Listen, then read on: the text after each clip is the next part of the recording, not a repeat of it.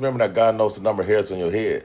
So don't wake up being shallow. Don't wake up being a serpent. Don't wake up saying, woe is me. Don't wake up as none of that. Wake up just feeling blessed because you will receive breath of life. Ask for forgiveness.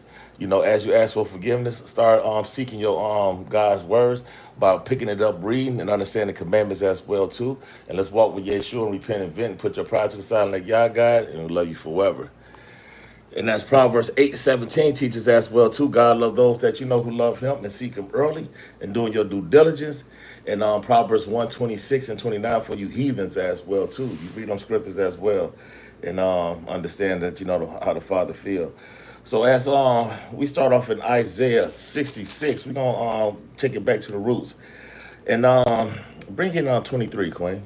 And it shall come to pass that from one moon to another, and from one Sabbath to another, shall all flesh come to worship before me, said the Lord. And that's facts. And what you get out this, Queen? So it says when it comes, and it shall come to pass. So eventually it's gonna happen. When, as they say, when it shall come to pass. So it's going to happen. It says that from one new moon to another, well, from one new moon to another, which is every month. And from one Sabbath to another, which is every Saturday. No, it's just every Saturday. Well, Friday night. We're going yeah. Friday night, the Shabbat. So that Friday night, you know, from sundown to sundown. Okay. It says, shall all flesh, so all people, come and worship before me, said the Lord. And then shall... Zechariah 14:16.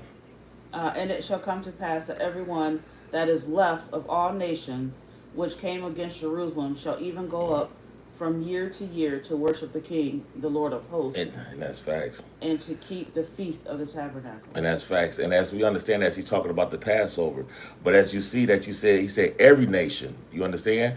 Because God created all nations. And as we know, Genesis 1:26 teaches that, 27, and as well, you know, teaches that, you know, God created life. You understand? So this is why I say all nations. And I'm bringing in Shell, Queen.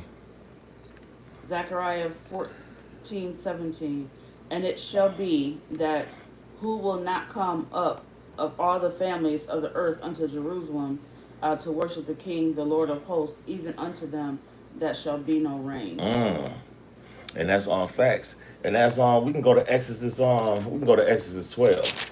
And that's Exodus 12, as we do our due diligence, like I was telling people last night. Everyone always wants to just jump into the New Testament, talk about what YESHUA is saying, but what about the Father? You understand? And as we know, as the